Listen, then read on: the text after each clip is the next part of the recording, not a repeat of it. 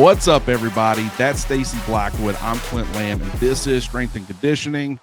Stacey, the last we talked about the Wolves, the outside linebackers, the edge rushers, whatever you want to call it. Now, you would think we'd switch back to the offensive side of the football, but there's just so many questions that people have about the defense and, how it's going to operate under Kane Womack compared to Nick Saban. So we're going to switch to the off-ball linebackers, the inside linebackers. In a 4-2-5 defense, going to have two starters there. But, want to get your initial thoughts on that position and kind of where it stacks up compared to maybe last year, the last couple of years. Where do you think that position stands? Well, I think entering the season, Alabama fans have to be excited about what they have in Deontae Lawson and Jihaad Campbell. I think you could make the argument when healthy, though, that might be the best inside linebacker duo in the country, certainly in the SEC. But they're two special talents. Lawson has, and Campbell for that matter, have struggled with staying healthy for an entire season. So that's going to be important to watch. But I think from just on the onset, looking at those two guys, you have to be excited about what they can bring to the table. They're both versatile players, both athletic, can play sideline to sideline, can both get after the passer as well. So it's just going to be interesting to see how those two guys are used because, like I said, I think you have to be excited about Campbell and Lawson. That duo is just going to be something special here in 2024. Yeah. Obviously, just talent galore right there at the top. And really, I like the depth of the position too. Way better than I thought I would.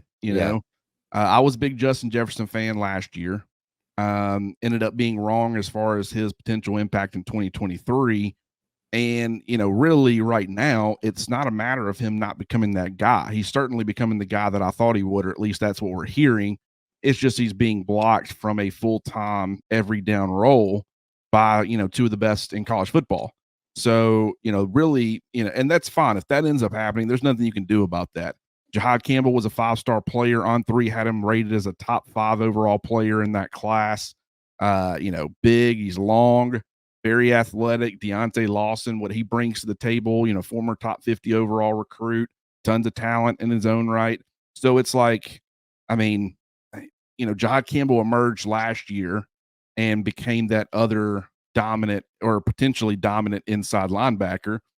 And you had Tresman Marshall, who had a ton of experience and kind of provided that veteran presence, kind of let Deontae Lawson roam a little bit more when he was on the field because he could handle some of those communication responsibilities and take some off of his plate. So that played a role.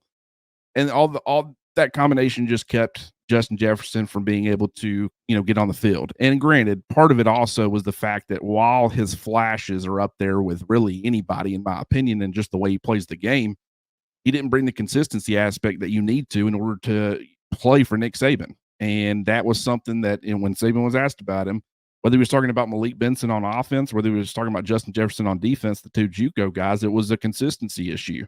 And I think that, just being in the system, he's now gone from, he was listed as 6'1", 225 last year. I don't think he was 225. I really don't. I would think, based off of seeing him, probably in that 215, maybe like 218 or something, 220 max. Now he's listed at 6'1", 228, so it looks like only a 3-pound gain. I think it's way more significant than that. He looks a lot better. And it's not that he looked bad last year. He just looked a little bit light. He looks like a college linebacker and really with the potential to be an NFL linebacker. And I wouldn't be shocked at all if he ends up being one of those guys who doesn't have a starting role just because the guy's ahead of him, and he ends up getting drafted in the NFL and becomes a starter, for the next half decade, full decade, whatever you want to call it. He's that type of talent. But really, do I think obviously Kane Womack has said he's going to play. They're going to get him on the field. They view him as a third starter at that position. What do you think that is going to entail? Is it going to be getting all 3 of those guys on the field together? Is it going to be him, the other 2 ceding some snaps to him? What's that going to look like in your mind? I think it's possible they all 3 could be on the field at the same time simply because Jihaad Campbell has that background as an edge rusher, so they could potentially shift him to that type of role, maybe move him to the Wolf position for special situations and put Jefferson back there off ball with Deontae Lawson. But I do expect Justin Jefferson to be a big piece of this defense simply because of, like you said, his potential just to kind of make those wow plays. his ability to close on the football is, to me, I mean, I know it's hard to imagine this because he hasn't really played for Alabama and entering his second season, but I think he has elite playmaking ability because of his ability to close on the football. You're not going to find many linebackers that can move like him. So I do think he's going to be important for this defense. And I think you will see certain scenarios with those three guys on the field at the same time. But it could also be a situation where, like last season, as you mentioned, Trez Marshall's in there and they're kind of mixing it up with those three guys. So I look forward to seeing what Womack's or Womack's, I always want to say Womack, Womack's plan is to use Jefferson. But he is going to be key to this defense because I think, and you talked about it we talked about it with the Wolf with the 3-man rotation. I'm not sure it's going to be as substantial as that, but I do think you're going to see a Justin Jefferson, with a vital role in this defense. And I do think it could be a case where it's all three on the field at the same time, or maybe just, substituting out in different scenarios. So looking forward to seeing what Coach Womack does in those certain situations. Yeah, and the point you just made about moving Jihaad Campbell around a little bit with his versatility, that's the same point I made on Cover Crimson when we talked about this position, because that is exactly kind of what you envision or want from him. And I think that stinger position, that weak side linebacker position, it's going to have some versatility. Like, they do some different things. You might see the Wolf and the stinger kind of almost swap places, or at least that's the way that South Alabama did it last year. And this is what I'm talking about with, Quentin Wilfon playing a lot of off-ball linebacker, because he has that history. Maybe that's why they were moving him off the ball some, kind of lining him up more as an inside off-ball linebacker, and then they were moving one of their outside linebackers down there on the edge.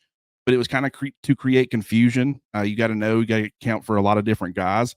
If you've got a Quandarius Robinson, I mean, he played quote unquote, kind of an off-ball linebacker role in the cheetah package last year. Now, granted, he was being sent a ton, so it wasn't like he was actually being asked to handle the typical responsibilities of an off-ball guy. But maybe you're sending that pressure from that stinger spot, which is, Quandarius Robinson as well. And so it doesn't matter if he's lining up off the ball.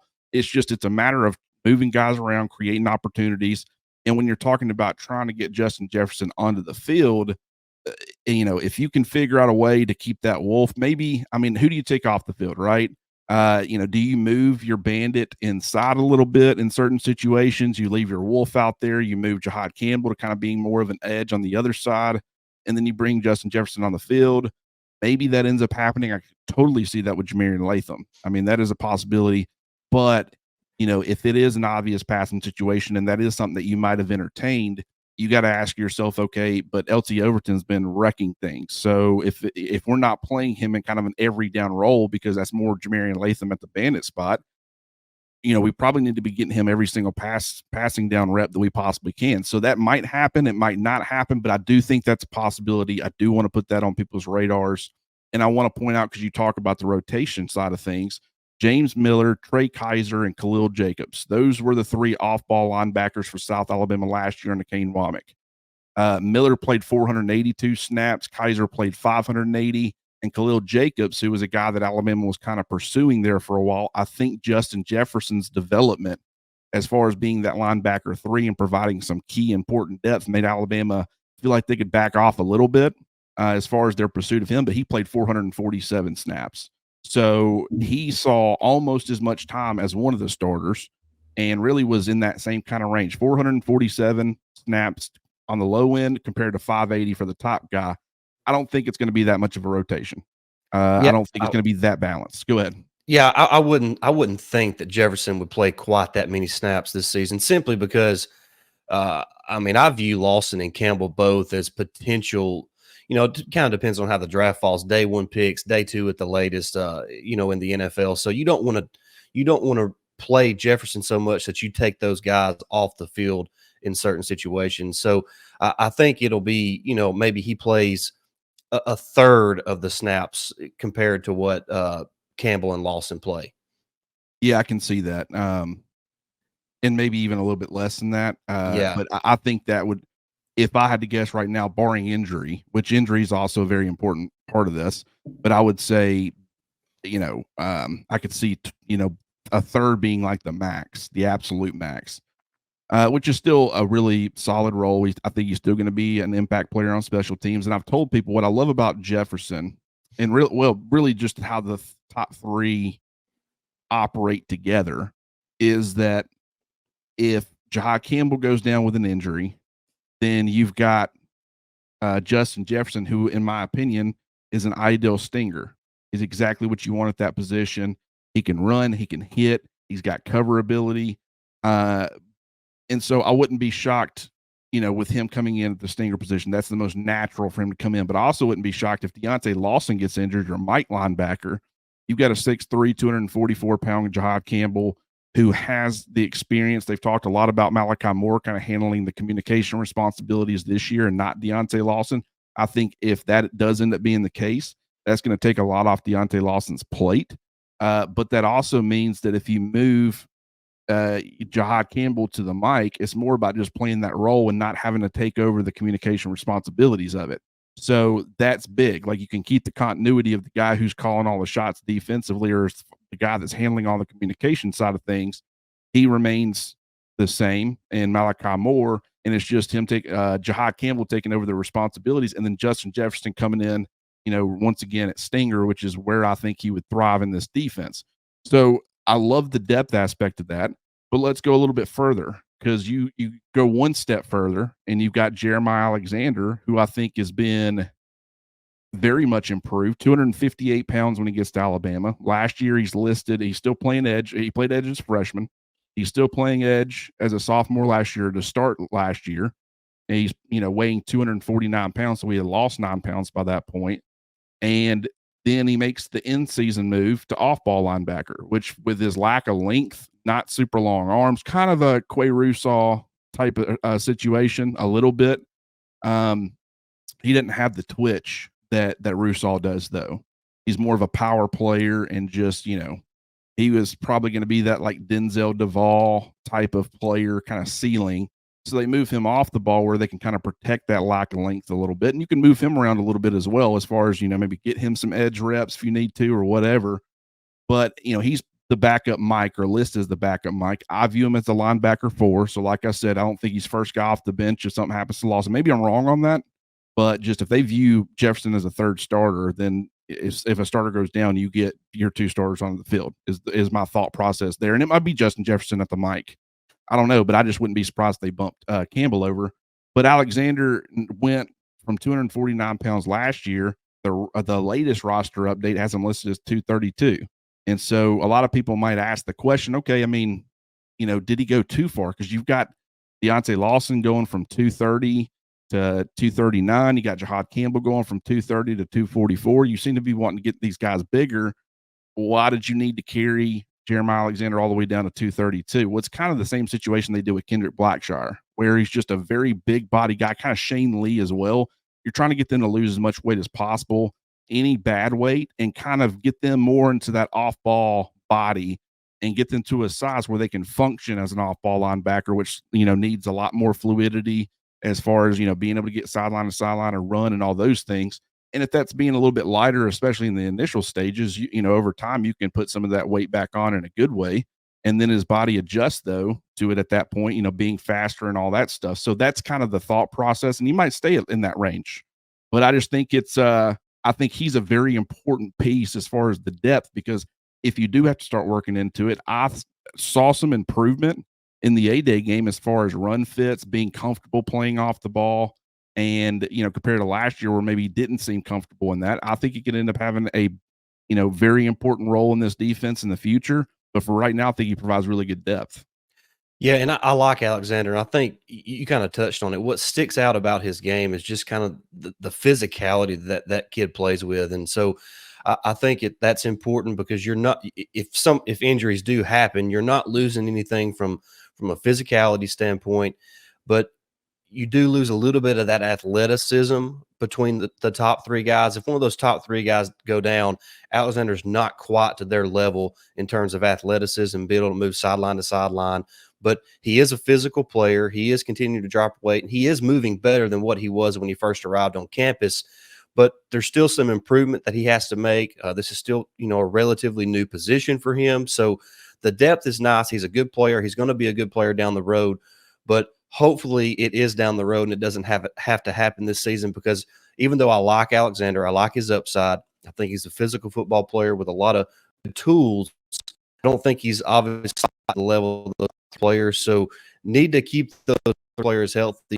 Alexander continues to work on his body, get quicker, move in space better, and position that Mike. But I like what you said, how he's, even though he's the viewed as kind of the backup Mike linebacker, he's probably the fourth linebacker off the bench. And so it's kind of like the third tackle on the offensive line. You know, you don't really have a number 2 left tackle and a number 2 right tackle. You have a third tackle. And so whoever doesn't win the starting job at right tackle, I think, is the third tackle off the bench. And it's kind of viewed as the same situation here with the off-ball linebackers. You know, if Campbell or Lawson goes down, that next guy up is Justin Jefferson. And it's not likely that we see Jeremiah Alexander unless, you know, injuries really start to pile up that position. Yeah, exactly. And then, you know, special teams, obviously, Yeah. he'll have opportunities there. But yeah, it's kind of that's a really good LB4 to have. Yeah. You know, I don't think too many teams in the country have a talent like Jeremiah Alexander, a former 5-star who has been making the transition. But this would be, you know, Rashaan Evans, when he was making that transition, it was about this time in the process, as far as the time that he spent, where things started to click for him. Now, Alabama initially kind of started playing him kind of off ball, more of like a shallow role, where it was like he didn't have pass responsibilities or anything like that, but he'd line up off the line of scrimmage, kind of almost between the defensive line and the off ball linebackers in the middle. And he would just kind of, you know, quarterback spy. He had that closing speed. So he kind of started getting a little bit more comfortable playing off the ball. And then it was a slower transition. It was, for Alexander, it was just, you know, a move off the ball, and that's kind of where you're at.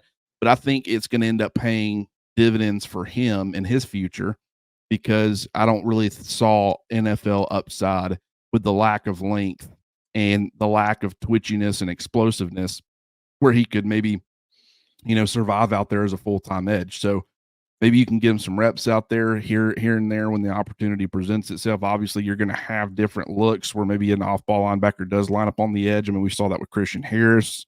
We saw that with Henry To'oTo'o. All the off-ball guys, I mean, you're going to have different looks and try to create confusion, and that will continue under Kane Womack. But so, yeah, I think he's in good shape as far as how he's progressing, and I love his outlook more off-ball than I do on the line of scrimmage. We'll touch on some of these other younger guys. I mean, I say other younger, I mean way younger. For freshmen, and Caden Jones, you got Justin Okoronkwo, you got Sterling Dixon, you got QB Reese. Jo is obviously the one that we're going to be talking about the most. Just unreal upside, being 6'3", 225 pounds or something like that. You know, I thought he would be a lot less developed at this point as far as playing the position. I thought he was more of a year 3, year 4. If you can develop him right, maybe you get special teams contributions, you know, within, you know, a couple of years, and then eventually he emerges as a pretty good linebacker. But just in the A-Day game, which is only, I mean, he had barely been on campus. He was already showing, you know, some instincts and a feel for playing the linebacker position, a natural feel for it, that really made me confident in where he was at as far as, you know, learning the game, and where he could potentially be a lot sooner rather than later. He's got unreal ability. Like I said, runs a 4.5, you know, got the length, the height, everything that you look for. I love his future. I've kind of view him as linebacker 5, but then you got guys like Sterling Dixon, who a lot of people thought a lot of. I think he's got some similarities to Deontae Lawson. You got Caden Jones, who's a bigger body guy. Some people thought he might play on the edge. Some people, you know, viewed him as an off-ball guy. I thought he could do either, but I like him probably better at off-ball. And then QB Reese, 3-star player, was not highly rated. Some people wondered if he would even be a part of the class. I mean, he's, at least in some of the scrimmage videos, Stacey, he's been lighting some people up. I mean, the guy likes to hit people. Also has a crazy name for a linebacker and QB, but you know, that's fine. We got LT Overton playing on the defensive line. We got QB Reese playing linebacker. It's just, I guess, this is the Alabama way at this point. Yeah, and I like all of the young talent there at linebacker, and you could potentially say that Jo might be the, I don't want to say the surprise of the class, but maybe the most undervalued player in this freshman class, because we look at the obviously the three main players at off ball linebacker and Campbell, Lawson, and Jefferson. I mean, there's a great possibility all three of those players are gone next year. Then you talk about how important it is for Jeremiah Alexander to keep developing. The same can be said for Jo, because there's a very good possibility he is a starter next year in this Alabama defense, which is just crazy to think about. A kid coming over from Germany. I was with you. I wasn't sure that he would be ready this early, and I'm not saying he's ready to play this year as a true freshman, but like you mentioned, the way he was able to show how instinctive he was, that was really surprising to me in A-Day. And from all indications, he's continued to develop throughout the offseason, done well in fall camp. Like you mentioned, QB Reese has been lighting dudes up in fall camp. Caden Jones is a guy, like you said, with his size. Where would he play at? It seems like he's settling in there at off-ball linebacker. I think he has a good future as well. I think he's a guy who, even though he has that good size, I think he's a little more athletic. He can play in space a little bit more than what people probably give him credit for. And then Sterling Dixon, like you mentioned, the great comp compared to Deontae Lawson. And it might be a situation where it's probably like maybe year 3 before he's really turning into the player that he can become, kind of growing into his body. What is he, about 215 right now? Probably. I'm not sure what they list him at, but Yeah, he's pretty light right now. So he needs to grow and develop in that way. But I really like the depth and the youth that they have there at that inside linebacker spot. And I think Womack is going to be working wonders with that linebacking group over the next couple of years. And the spot, like I said, the potential of losing your 3 main guys after this season, I think going into next season, you would still be confident in what you have because of how well these freshman guys have kind of, already started to show their ability, this early on in their careers in Tuscaloosa. Yeah, and I think that's a good rundown of it. I do like all those young guys. There's also guys in the current committed class, Daryl Johnson being one of them, who I think just has tremendous upside. And whether it be him or whether it be like a Justin Jefferson, you see a lot of fans, and they ask the question, okay, can Justin Jefferson play Husky or can he play safety? Where's Daryl Johnson going to play? He's 6 foot, about 205 right now, 205, 210 ish. Seems a little light. Can he play safety? Can he play Husky? And it's like, the way the 4-2-5 defense was once explained to me, and this is not like the way everybody views it, but it's trying to inject a lot more athleticism into your defense. So your physical corners, make them safeties, because corners are normally more athletic than safeties. Your bigger bodied safeties, if they're a little bit big at all, move them to linebacker. Now you got freaking safety speed, roaming sideline to sideline, getting after people. If you got a bigger linebacker, move him to edge, move him as a pass rusher. If you got a bigger bodied, edge pass rusher, kick him inside. It's like that's kind of the way that it's viewed now. You say that you don't want to, especially in the SEC, you don't want to sacrifice size for that athleticism, which is why I think guys like Deontae Lawson and Jihaad Campbell are so important, because they ballooned up. I say balloon like that's a bad thing, but they jumped up to 239 and 244. That's stout. I mean, I can't remember. It's been a while since Alabama's had 240-pound plus line. I mean, and I understand Deontae Lawson's not at 240 pounds, but 239 to 245 pounds, between that range. I mean, I actually was pointing out on the, at covercrimson.com on the message board, I can't tell you the last time there was a 244-pound linebacker like Jihaad Campbell in the lineup. I mean, you had, Josh McMillan, who was 240. Really, I mean, who else? I would say, I think when I went back and looked, the last time I had seen it was Nico Johnson back in, I think, 2012. And so it's been a minute. Over a decade. Now Alabama's got a 244-pound linebacker and a guy who's right there at 240. So when's the last time you had that combination of size? So but you're not, at least I don't think, maybe they get out there and they do look slower compared to what they used to weigh, and kind of how they used to run and stuff. But I don't, from what I've seen in practice and fan day and all those things, I don't think they're sacrificing much from an athleticism standpoint with this size. So, you beef those guys up, but you still have that athleticism.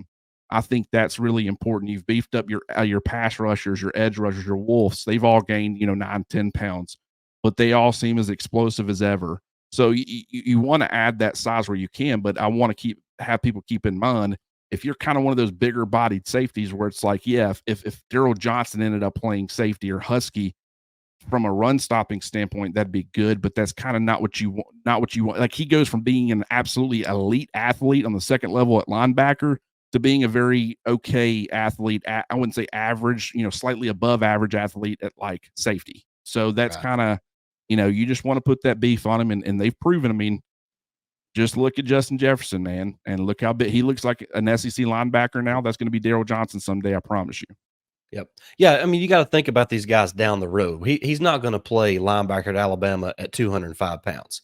When he's on the field at Alabama, he's going to be in that 225 plus range most likely. So Eventually, yes, absolutely. eventually, I mean, it's you got to think about things in terms of down the road. Most of these guys don't have to play as soon as they arrive on campus. So I know we love to see the freshmen play, but it's all about development. And so far, like you said, we've seen these guys develop and put on that weight without losing that athleticism. But I'll add this.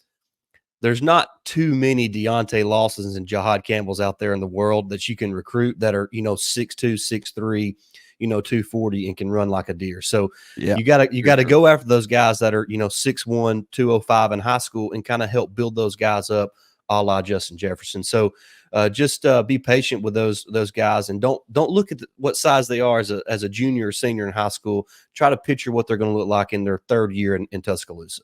exactly. And you talk about 6'3", 225, 230 pound that has a frame to carry more, that can run like a gazelle.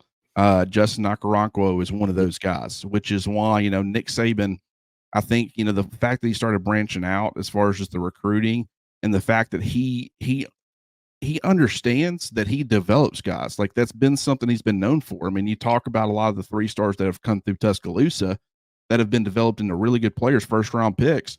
And I think he started to realize before he decided to hang it up, man, why don't I just keep it? You don't get the 5-star expectations, a 5-star coming in, A, you're going to pay me this much, and B, if you're not giving me playing time, I'm going elsewhere. They don't have that mentality coming in. There's no 3-star out here demanding, 7-figure NIL money and trying to transfer out because everybody's going to want me.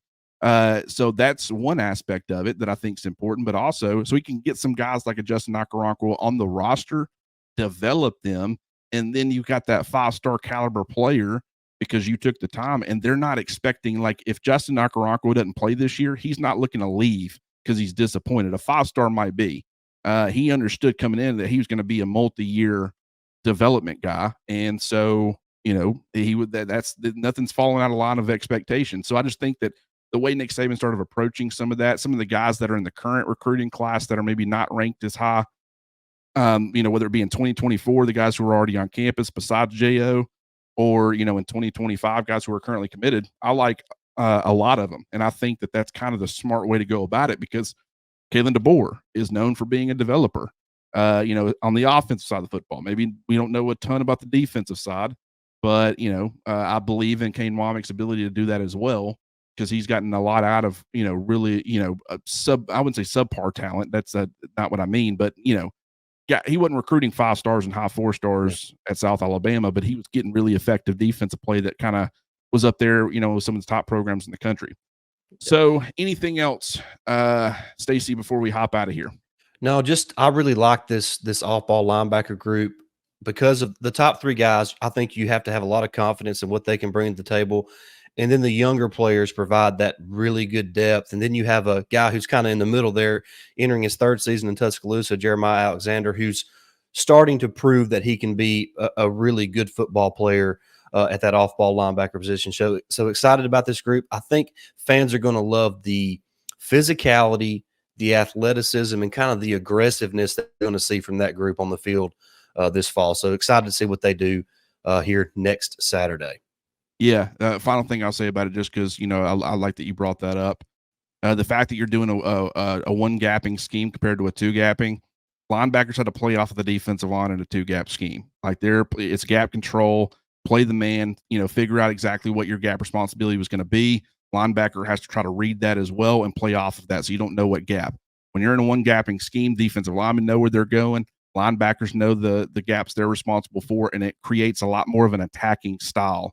And I think that really fits the linebackers Alabama has, whether it be at the top or really throughout the entire roster or at that position, the depth chart at that position.